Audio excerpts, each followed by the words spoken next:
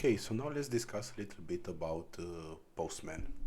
So basically what we've used so far is the fact that Postman, we can make these API calls as if we are, like, let's say, a browser.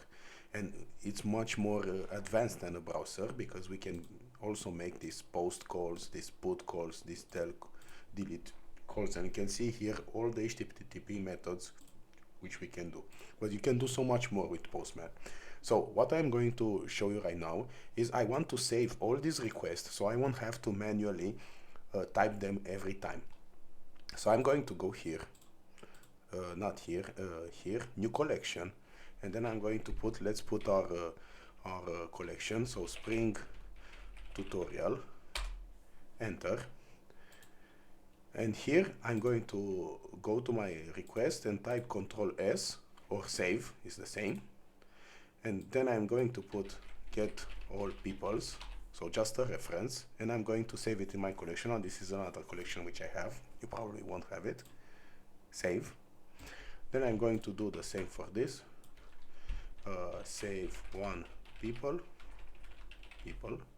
So in my Spring tutorial collection, save. Also for this, edit one people, and do like this, delete one people. And also we have that get only one people, so like this. Okay, I think I need to start my application, so it should work. To get one, this one, and let me save, get one people. Okay, so let's start, and we have it. Okay, so now I can just close all of them, and you see I have here. So whenever I want to just do this, I can go here, and it's saved also the URL, also the bodies have been saved, so I won't have to manually type this every time. But I can show you another thing.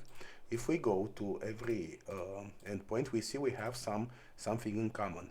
This localhost / API, because basically this local host 8080 won't change, only if we deploy to production, but for now it won't change.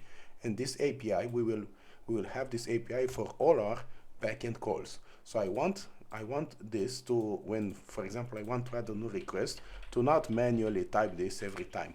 So in Postman, you can store this in a variable. So I'm going to show you how to store this in an environment variable. So I'm going to go here, and I'm going to, okay, I already have my variable. Let me just, no environment.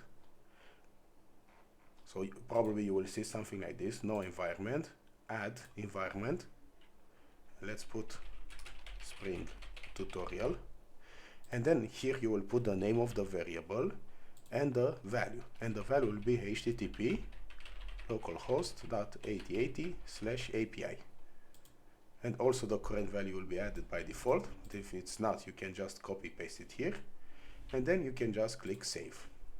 So now we have created an environment called Spring Tutorial. Now let's put also dev, Spring Tutorial dev, and we have created a URL variable. So now here I can just delete this, and here I need to select my environment, and I'm going to select this Spring Tutorial dev. And to use a variable, this is the syntax. You have two curly braces, and between this you put your variable name, so URL. So if we hover, we will see the value of my URL. So now if I click send, you will see I have the same result. So now I can just use this in all of my, save it, all of my endpoints.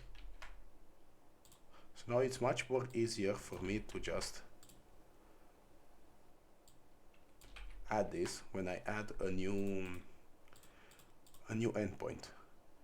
So that's it for now. There are lots of other things in Postman which we can do, but for now it's enough.